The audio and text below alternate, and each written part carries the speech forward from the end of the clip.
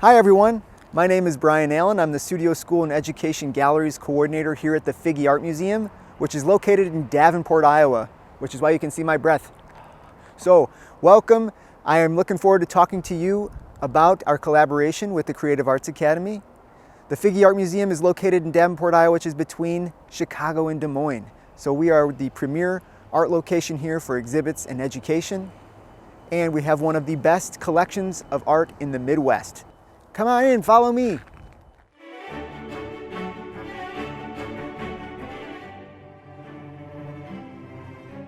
Look at that silhouette.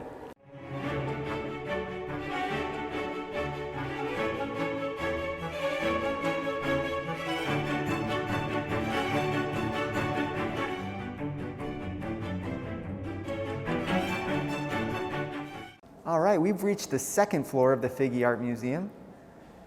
And here we are celebrating and looking at College Invitational. So this is an exhibit that the Figge does every 2 years, and we work with 8 area colleges and universities where the professors there pick out their top works from their students and they submit them to the show. And so we'll walk through this space and into the next one, where here you're seeing that the Figge is passionate about working with schools of all ages. So in here we're working with colleges. And in the next space where you'll see just a yellow wall, we're getting ready really to put up our Young Artists exhibition. So that's something we do every year where we work with area elementary schools to put on a display of their works. And so that's with 9 different school districts. That every 2 weeks we're putting up a new exhibition of young students' work from kindergarten through 5th grade. So come along with me.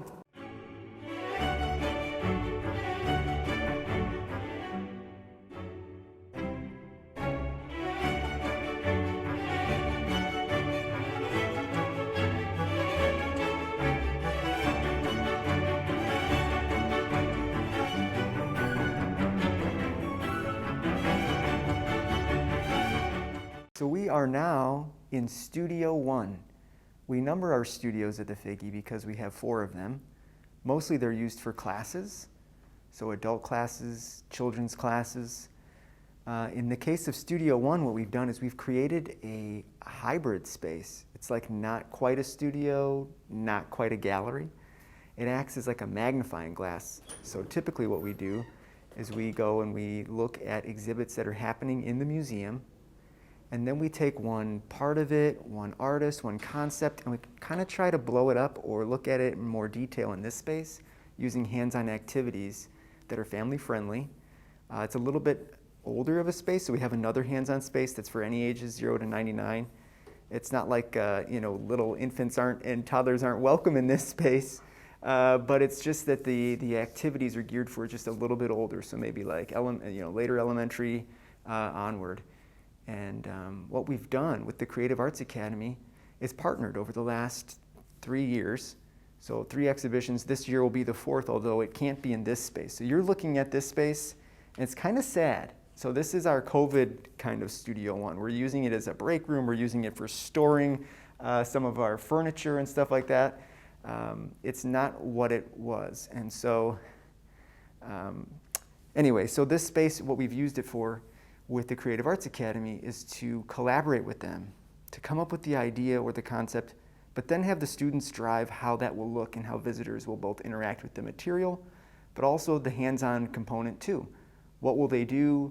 How can they do it? How can they do it with art supplies that are okayed by the museum? And so there's some constraints that we have to put upon them, and it's up to them to be able to design the exhibit. With our partnership with the Creative Arts Academy, they used to have their classroom here at the museum for about 5 years. As the Davenport Community Schools began the Creative Arts Academy, they needed a place for the students to go. And so this was the home for the visual arts part of it. There were different components, music and theater, and here was the visual arts, and their classroom was right next door. And so although they weren't having their classroom here, they had a building at the time we did our collaboration with Vanessa German's exhibit. We allowed them to be able to come here. They were able to utilize their old classroom space, which is right next door, in order to be able to come visit the museum, be immersed in the museum experience, as well as a space to make a mess and leave that mess for the next day, as well as a space to be able to come next door to Studio One to the place where they would be installing it. So very close to where they'd be installing it is where they're working. Let's peek around the corner. Again, not much to see during the time of the pandemic, but at least you'll get a chance to see how close it was, their working space. Say hi, Laura. Right now what we're using this space for is our virtual programming. We've kind of created a space where we can do all of our filming and streaming for our virtual programs in Studio 2, as we call it. The Creative Arts Academy was established in 2014 in Davenport, Iowa. We are part of the Davenport Community School District. So we're a creative arts school that's located inside of our district. Students within the district can apply, as well as students that are from outside of our district. We started with the middle school level, and then as a few years went on, we were able to add the high school level. We have 5 different areas of enrichment. Students can audition to be part of the visual arts, communication and media arts, theater, dance, or music. At the time when we completed this collaborative project, the Synergetic Spaces art exhibit, we were located right next to the Figge Art Museum.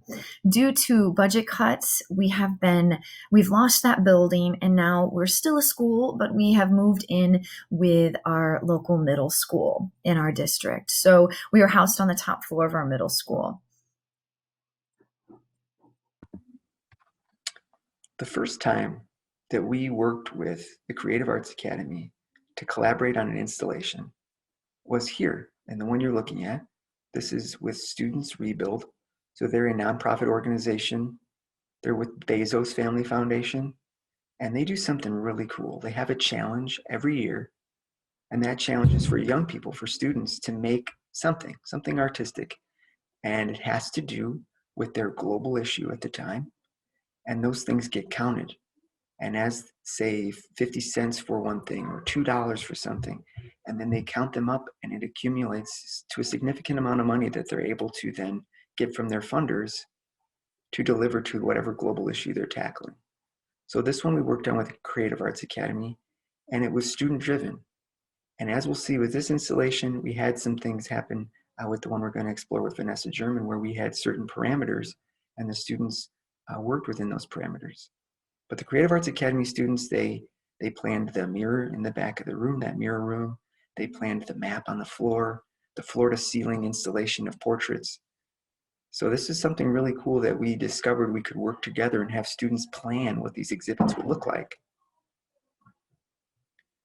When we first heard that Vanessa German was going to be having a solo exhibition at the Figge, we were all very excited. We had just recently acquired 2 of her works, and everybody at the museum, the visitors, the staff, everybody's just kind of struck with her work and responds to it. And so, like I say, we were really excited. And she's a multidisciplinary artist from Pittsburgh, but just after having met her, that seems like not enough to say about the artist Vanessa German, because she is a powerhouse of knowledge, of wisdom, of emotion. She's a human being on this earth. I think she would say that. And that's where her starting point for making her art. It's something that makes her art really exciting, accessible, to feel the humanness, to feel that touch, that tenderness from her art.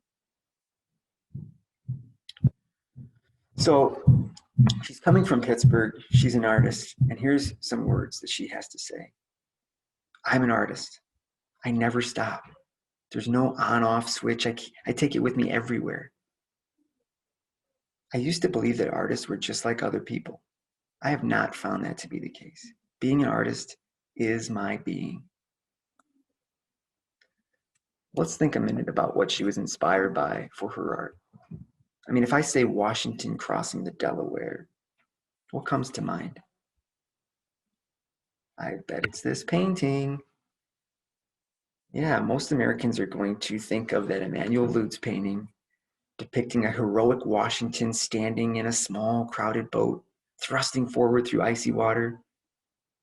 Lutz's interpretation of this pivotal moment when George Washington led the Continental Army soldiers across the Delaware River, December 25th, 1776, is typically taken as fact. Yet, there are several visual fabrications. The stars and stripes weren't in use on the flag yet. The boat is actually going in the wrong direction. Their uniforms aren't consistent with history. But it's not for these reasons that this painting is so well known, so thought of. It's because this is a historic moment in American history. But with that, I think we unpack that or we think about that, it brings with a whole host of questions, such as whose stories get told? How do stories change over time? And I think some of these questions are what Vanessa German is either thinking about or maybe like roughly thinking about as she is imagining and thinking about her artwork and how to interpret it.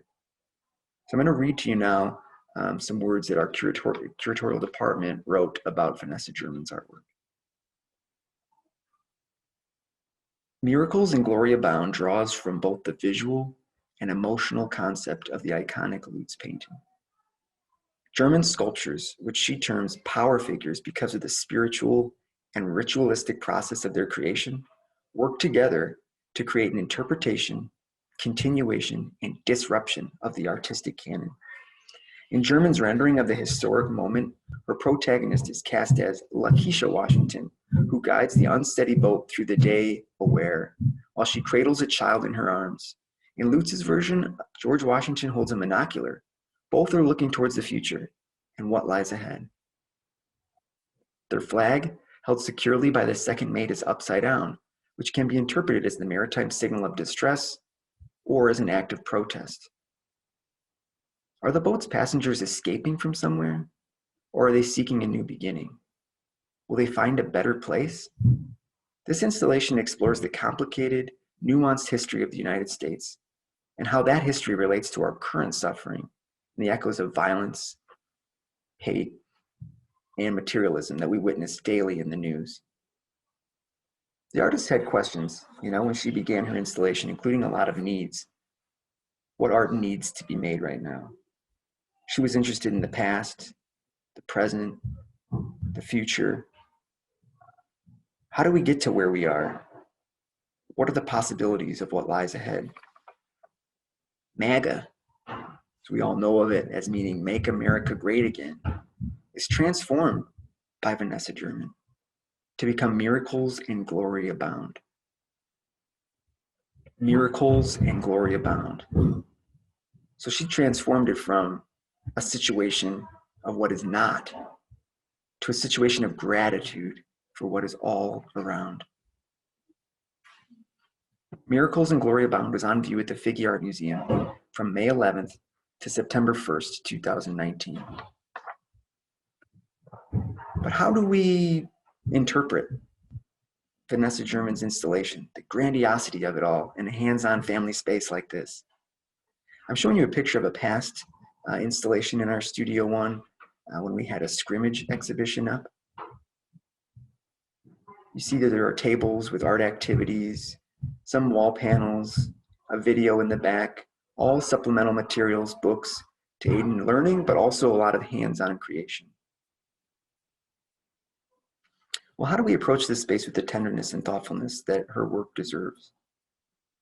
We thought about taking a page out of her book and reaching out to the community. We wanted to reach out to an area artist, and Colleen Tomlinson seemed like a natural fit. We had a long-standing relationship with Tomlinson. I know I've visited her classroom and seen her work with her students over many years. As a teaching artist, she's consistently asking her students to perform and to think critically. She's worked in the community on mural projects and public art displays. After we discussed the idea with her, she was eager to get involved and have her students and fellow teaching artists work with her to get the job done. I'm Colleen Tomlinson. I teach the Communications and Media Arts students at the Creative Arts Academy in Davenport, Iowa. And when Brian invited me to do this project, I invited then my colleague and other teacher that I teach with, Heidi Hernandez, who is also a teaching artist locally in the area. And we decided to create this project with our sixth grade students, we found that the themes in Vanessa's work and what she's currently doing at her art house in Pittsburgh strongly connected to our theme of community. And every quarter we teach through a really big idea or a theme. So we chose our sixth grade students to conduct this project and experience this project with us. So we had 28 students who worked together to make this interactive exhibit happen. And some of them were visual arts students, and then some of them were communication and media arts students. But I really have to shout out to my colleague Heidi, because she was really a big part of this exhibit as well. And she was phenomenally helpful and wonderful to bounce ideas off of. When we approached this project, we asked ourselves and our students were posed with these really big essential questions. How can we design a space that is interactive and inspired by the themes found in Vanessa's work? And how can we reach a diverse audience and communicate the spaces that we value in our community? We took a project-based learning approach when we kind of laid out this project to our students. We first kind of laid out the knows and the needs to knows, and we asked our students these things. So this was a lot of, idea generation, questioning generation. So students made sketches kind of generating what the space could look like, asking how big the space is, what's our age range, where's the Figgy exhibit going to be, what materials are going to be available to us. They asked how much money, what their budget would be. They even asked if they would get paid to commission the artwork and create the piece and the installation. So these were I think a big lesson for me too, and I think all of us, is that, when you deliver really great questions to your kids, they're going to really deliver or you pose some great questions, they're really going to come back with great questions and also great responses and great ideas. So we really didn't tell them what to do and how to do it. We kind of got to these decisions all together collaboratively. But I think the project-based learning approach is a really great way to lay it out. The students also, were the content generation. They generated the content for this project, and we, were really focused that they had an authentic audience, and the community was their audience. So any person in the community locally or even outside of the Quad Cities who came to visit the Figgy Art Museum would see their work and be able to experience their exhibit. And that was really important to us. First, we introduced students to Vanessa German's work. The installation, her exhibit that connected to this Studio One installation exhibit was not up yet, right? It didn't get installed yet. So we kind of had to show them what we knew about her work. And, some of the pieces we knew would be in it, but not a lot. One thing that we did find really connecting with community was what she's doing right now with her art house in Pittsburgh. And you can see that she's used the mosaic technique on the outside. So that's kind of where we were inspired. So this whole concept of like a porch, a community space, and also the big idea of using the mosaic as a medium. And that community idea of like bringing people in and working together and working collaboratively to make art, because this is kind of what Vanessa would work on her pieces on her front porch, and kids would come up and really be excited about what she was doing, and there weren't a lot of other spaces for these kids to make art in her community. So her front porch area kind of became that space, and they were kind of invited in, or they kind of invited themselves in, I guess she would say, probably. We also reached out to another local artist, Stacy Hauk. So I also have to thank her for this this project being very successful too. She actually donated almost like it's just like her career's worth of collection of mosaic materials. She was recently retiring that year that we started this project, and she had about 20 or 30 of these bins of mosaic materials. And she always worked on collaborative mosaic projects in her classroom with her kids. And she's really installed them all over our community. And all over our schools in our local area.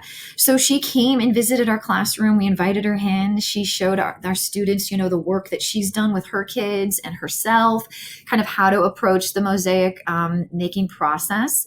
Heidi and I were not really experts in this process. It's not kind of our main go-to medium. So she really helped us through this a lot, and kind of recommended what grouts and stuff to do, and kind of how to go through this process. So the students' goal were, again, to communicate this place that they value in their community. So we have this big idea. They decided to go with like this front porch house kind of theme, kind of like Vanessa's, but we really wanted to personalize it, make it be through our own voice, our own community, our own local kind of reflections of what our places and spaces are that are important to us. So students first created 4 thumbnail sketches of that one space they really valued in their community. Then we worked together to kind of choose the strongest composition. They did a lot of pair shares, and they picked that strongest one. You can kind of see with this student right here in the upper right photograph that they really had to break up their spaces and think of really simple shapes. The pieces that we had are just kind of this type of mosaic making that we were making. You could break it up tiny, but you could see how the pieces were kind of a little larger. Sometimes if they break them and hit them too much, they would kind of just crumble and smash. So the access to kind of the shapes and the dishes, the broken dishes, the pieces that we had, and also the size of boards that we kind of divided out the space to be. These panels kind of end up covering the front porch area. So they had to work really simple. And, the mosaic can be kind of hard to translate your ideas. So that was a big challenge. So there really was a lot of learning and problem solving involved. And this was a very new medium for a lot of students. They weren't used to doing this mosaic making technique. And it was a really long process to get from our beginning ideas to the end product. And this took us months to do. So we kind of put the students' sketches up. You can see in front of their workspace. We were able to work at the Figge Art Museum in their studio space. So you can see how that, I think, really helped the success of the project, that the museum allowed us to share their space. So we could just walk over across the street, walk up to the studio spaces every day for class, and everything could be left the way it was. So that was really awesome. This wasn't one classroom that was used by, 10 different classes in a week, or it was just used just by us. So that was really an incredible experience to have this space, to let this project stay messy, let the space stay messy.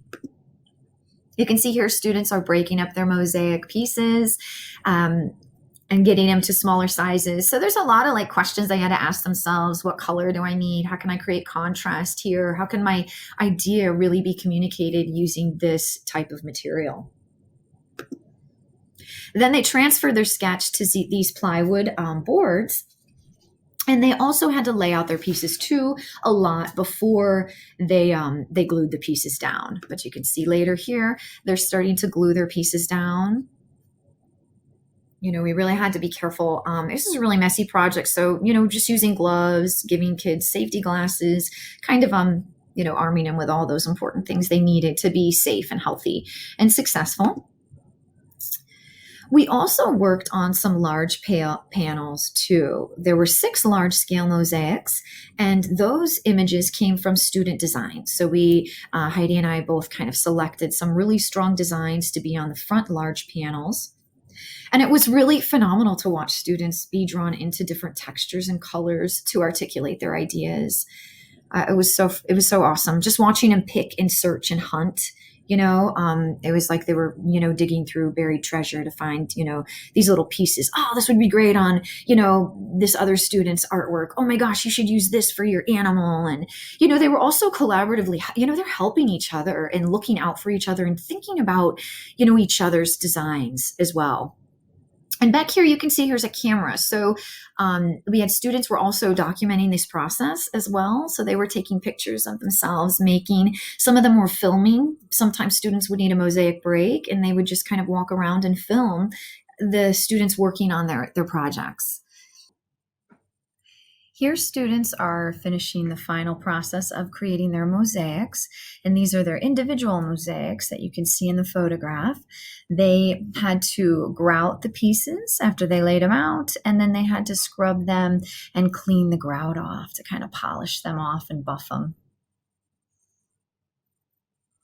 These are where the individual students' mosaics were placed. You can see these are I think they were about 12 by 15 or 18. That was the size of these. And those went on the inside of the porch area inside this exhibit space. Students created QR codes for their audio artist statements that they recorded. And these were accessible on a big, huge panel inside the exhibit. And participants and viewers, museum visitors could come and download the QR code using a QR code reader app. So students had to discuss why they chose their significant place and what they needed to do as a community to protect it. So they talked about that in their statements. And this is one of the wall panels that was right when you walked in on the left side. This was interesting for me and for Heidi and I because we had to learn how to, create these panels too, getting, exactly what kind of information we needed to be really concise and clear, what people are going to read. And then we took photographs. You can see these are all the students that participated, and their audio artist statements are in the little QR codes at the bottom right next to each of their pictures. It was really awesome to work with the designer and tell her about our ideas, and then she helped design these panels for us. So that was wonderful, but we had to generate the content for her. That was a great experience for me as an artist. And here's more images of them working on the larger scale collaborative mosaics. You can see we almost kind of ran out of space. We were working everywhere. We were on walls, and the space was really transformative. We were able to move tables around when we needed to, move our materials and supplies, and sometimes it was just easier for them to just work right on the floor. And they did that. You can see in this middle panel right here.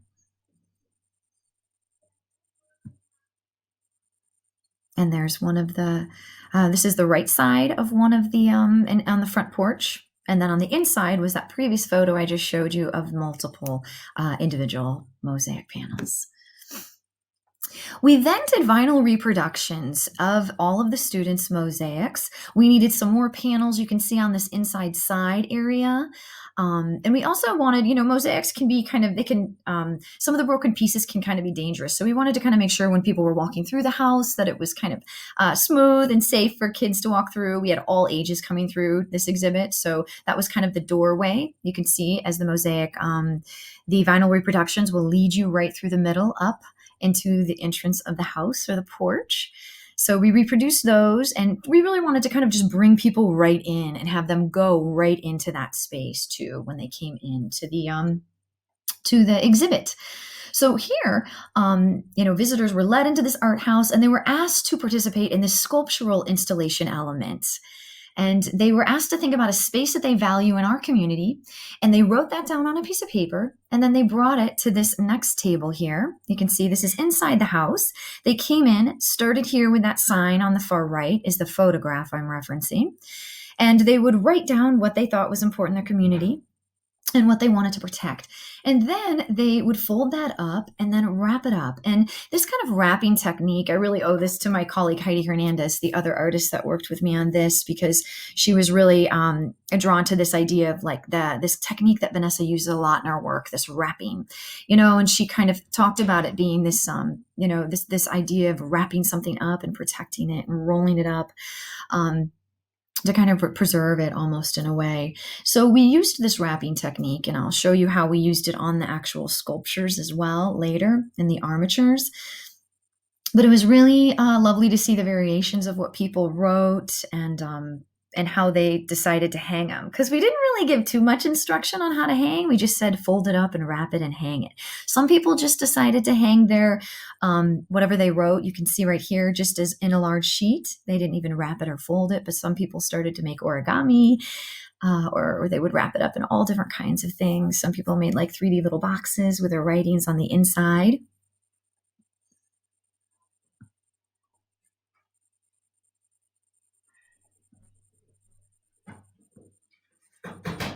These are students making the sculpture armatures that all of those comments and the active involved participation would kind of be basically installed on. We used PVC piping because it was really inexpensive.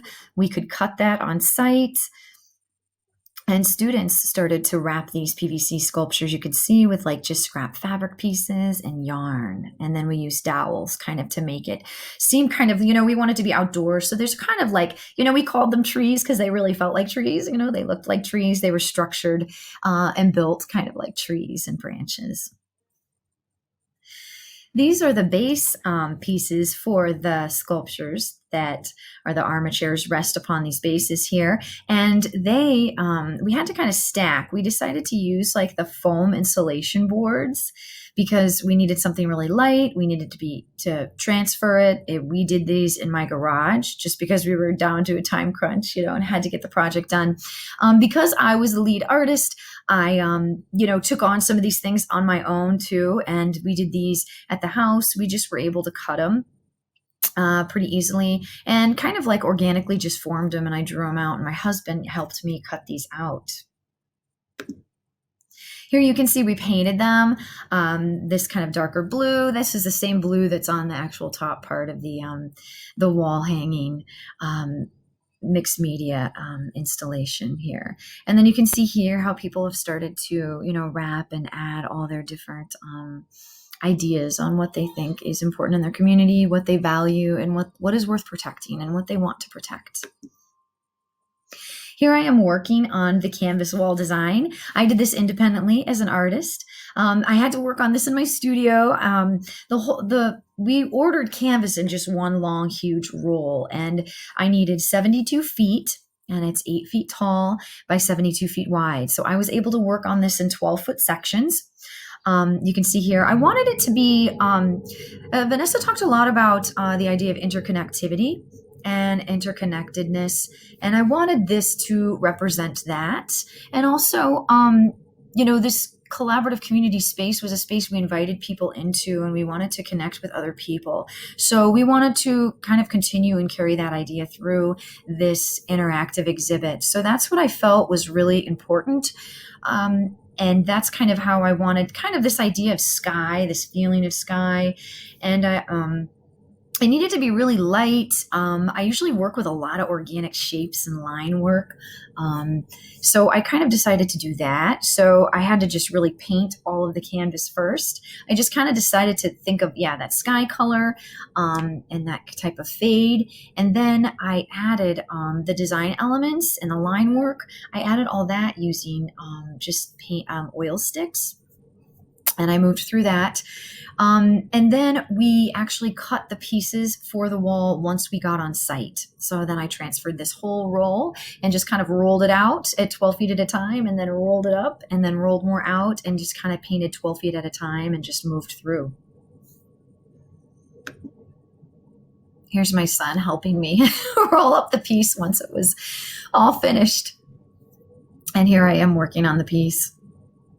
This piece also needed to be something that, was kind of in the background. It wasn't really meant as the big centerpiece of the exhibit, right? It was the students' work and the art house and the sculpture and the interactive part. So this was really just meant to kind of be there. But I really wanted this to really transform the space. And I think it did that just because it was so big, and it really covered and changed the whole feeling in the space, the exhibit space, because I think it was so large. And I'd never, ever been able to work this large as an artist.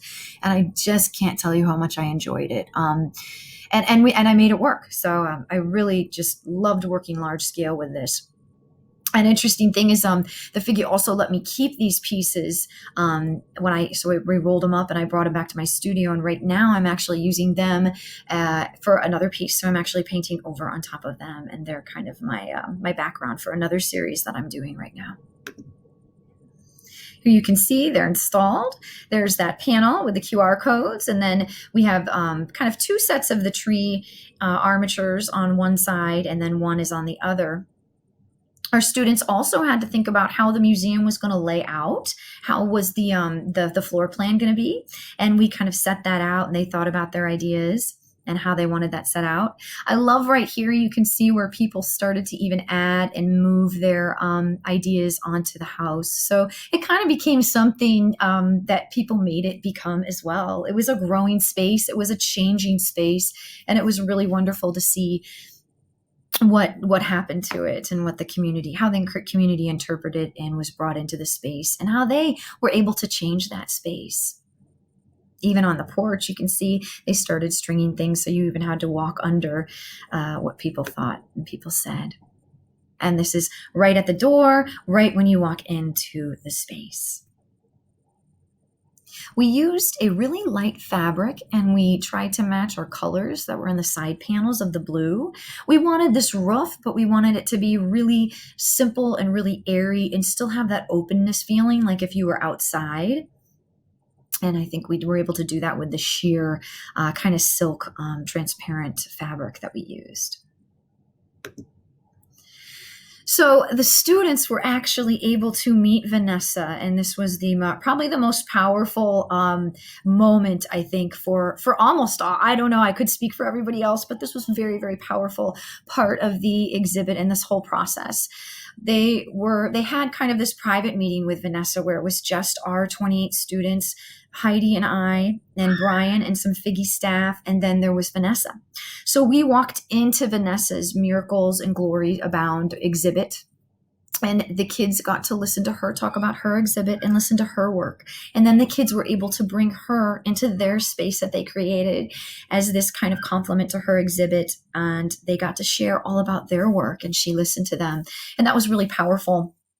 Vanessa talked about how, here are some of her quotes right up here. She talked about how there's so many ways to see and be with art, which I felt was really powerful for the kids. And we experienced her exhibit, and then she experienced ours. She talked about how she grew up understanding that her ideas were not novel, and she never thought art was just a hobby. At a really young age, her artwork was supported and encouraged. She actually attended an arts-based school when she was younger. So it was really wonderful to see how she had, as a child, when she grew up with art, had this really a similar experience that these kids are being able to have at a creative arts academy. That was a really cool parallel that I found and discovered while listening to her speak. The museum also hosted a reception where I gave kind of a similar presentation as I'm giving now about the exhibit. And I was able to speak and share our process, our big ideas. And then the students were part of this presentation as well. And we chose some students to come up and speak about what they did, about how it was meeting Vanessa and what they experienced. So we put some of the individual students' works up on a presentation slideshow, and the students got to talk about their piece. This student on the far left, this is her Centennial Bridge mosaic, so that's a local bridge. This student in the middle had their artwork about the Vanderveer, which was like a botanical park that's really close in Davenport here. And then another student did the Sky Bridge. It's kind of like a skywalk that lights up at night. It was really incredibly powerful to see the students interact with Vanessa. And when she finished performing, and talking to them, and she does kind of a lot of spoken word and poetry as well, students were lined up to get their autographs. They all had their sketchbooks and they were lined up to get her autograph, just like kids line up to get an athlete's autograph, a sports player's autograph. It was really wonderful just how much they, I think, were able to get an insight into her work and understand how a contemporary artist it works in a way, with what she shared with us. My favorite quote from a student was when we were leaving and walking out back to the CAA after they met her, and she goes, "My family is never going to believe me when I tell them that I just had the best day of my entire life." And I just felt like, if we could, gosh, can you imagine if we're giving kids these types of experiences, and if all kids are able to get these types of experiences with artists, they need to see artists living and working and breathing that are alive today. In order to fund our project for the installation, we applied for and received an Arts Dollars grant from Quad City Arts. They're a local arts organization, nonprofit, and it was in the amount of $5,000. Now, one of the stipulations of the grant was that we would pay a local artist to do some of the work. So of that $5,000, we paid an artist. We paid for all of the supplies that went into the installation, as well as all of the art materials for the projects that people would do as they entered the space. Some of the supplies that we needed were PPE, which is it's kind of funny, personal protective equipment, because I should have known this, and yet I didn't have the gloves, and well, mostly I think it was the gloves I didn't have right away. And as students were working, I think one student said there was a lot of blood. So, I made sure to go out and get gloves of various sizes and bandages, lots of bandages, eye protection. You can see in the picture on the left that we had these cutting stations where they were breaking stations where they could break the pieces for their mosaic, as well as, of course, all the supplies we would need, like the grout that you're seeing on the right-hand side. So that's some of the, we think about some of the problems that we went through. The color of grout was an issue. The PPE was an issue. The size was an issue, because they're children, so they have smaller hands. So finding all of the right gloves in the area. I know I had many, many trips to our local hardware store, K&K, as well as many trips to Lowe's as part of this process. It was the students' job, as the exhibition designers and artists, to grapple with some of the parameters of having to do this in a museum. So, safety is a concern. A lot of these mosaics have cut ceramic pieces, and so we need to make sure that even though they may protrude, no visitors are going to get cut on them, as well as thinking about, what are we going to do with the walls, because we had these sound boards on the walls. We have certain things that can't move, can't be removed, or even the way the structure had to be adhered to the wall and screwed to the wall was something that was interesting, and we had to kind of think about how to do that in a way that is both safe for visitors and yet doesn't impact the architecture, the sound bars that were in place here. We worked with many different departments, so our facilities team helped us build the actual structure. We had the designer, create all of the text panels and the logos for the space. We had development who helped us secure the grant.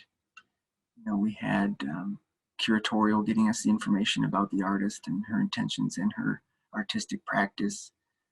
We had education working with Vanessa German directly and setting up the time that she'd be able to meet with the students and converse with them. Of course, we had Vanessa German working with the students in person and spending some time to get to know them and talk to them about art and art making.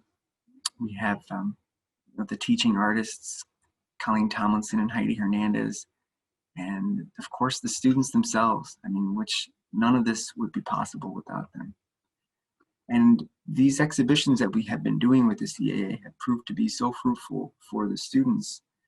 And the Vanessa German one really got us thinking about a living contemporary artist and the impact that has. That's the first one that we've done that way. And so last year, we did it again. We had another contemporary artist coming to the museum. His name is Didier William. You can see him in the foreground of this image. And we had the students of the Creative Arts Academy do another piece in which they're inspired by the artistic practice, but not duplicating the practice, and had the artists come in and talk to them about their work and then talk to them about his work. And so it was really fascinating to do it again. And, this exhibition got disrupted by the pandemic. So it was kind of a bummer that halfway through it kind of had to get shut down. We hope to do it again and again, in the years to come. So that's what we'll be working on coming up. In conclusion, I'd like to touch base on some of the really important points of collaborating with a museum. And I'd encourage all artists or teaching artists to be reaching out to your local museums. I think there's more places than we really dig into or know that we can be having collaborative relationships with. And I think the whole concept of building those relationships is what helps the process move so smoothly and helps the experience be so successful. Having the museum let us share their space, bringing us into their studio workspace, gave us resources that we just did not have available inside our classrooms. And that was really wonderful. It was wonderful that the students, as Brian said, were able to work right next to the installation exhibit space. So they got to see all of that happening behind the scenes. The collaboration with museum staff was just phenomenal. I learned so much from them. My students learned so much from them. And it was wonderful to work on a project together, and they helped me solve problems, and we were able to just work together on that and organizing the whole process. I've never been able to lay out an exhibit like that. So that was really wonderful to see it from start to finish and to see how your ideas change based on what the parameters of the space are giving to us and what they have to offer. The museum also helped us facilitate this they facilitated this relationship with a contemporary artist. They were there to organize that. Educators are incredibly busy. It is really hard for us to do and reach out and do these big, huge project-based learning experiences. So the museum was like this. They helped connect us to her. They had a working relationship with her. As you know, they've purchased some of her pieces, and they were able to contact her and set this all up, while she was there installing her exhibit. So that was just phenomenal. And sometimes teachers aren't able to have all these personal relationships, but if they can use the museum, as that outlet for them, and then they have these relationships. So it's just one way they connected us. And it was a wonderful transition, and it went really smooth. The museum was also able to support me as a teaching artist. And I think this is a wonderful part about how I'm able to balance my identity as an artist and an educator. I feel like I was put in the ideal situation for these few months. Projects can't last forever, and, things come and go, and then you do new projects, right? So they're never usually ongoing. But it was a period where I really did reflect when I was bringing my kids over and we were working in the space, like, gosh, this is the ideal situation. I thought for me as a teaching artist, it was incredible that I was able to work on some of it independently and really invested in it. And then my kids were working on kind of their part too. So it was all kind of coming together, and I was able to be working on art at the same time. And it was the similar project and the same project as my kids were doing. We were also able to represent local community perspectives. So our students' voices were paramount in this exhibit, but also we invited the community to come and share their voice. And that was important. We also gave a voice to student artists on a professional level. As I just said, they had a real authentic space to share their learning and their ideas. And that was just incredible. So I really thank you for listening to this project and for letting us share our ideas and our experience with you. Please don't hesitate to email me or reach out with me with any questions at all. I'm sure I missed some things. And if you have any questions, there will be some supporting documents available in the session that you can access as well. And our space was able to become a significant space for all of us. And it even became a place to sing together. So I'm going to leave you with this video clip of Vanessa German working with the students a little bit and when they got to meet her. All right, so let's sing our part, and they can say their part. How does it feel when you make heart? Dum dum dum dum dum dum dum dum. Okay, you guys, you have your part? Yeah. Right? 3, 2, 1.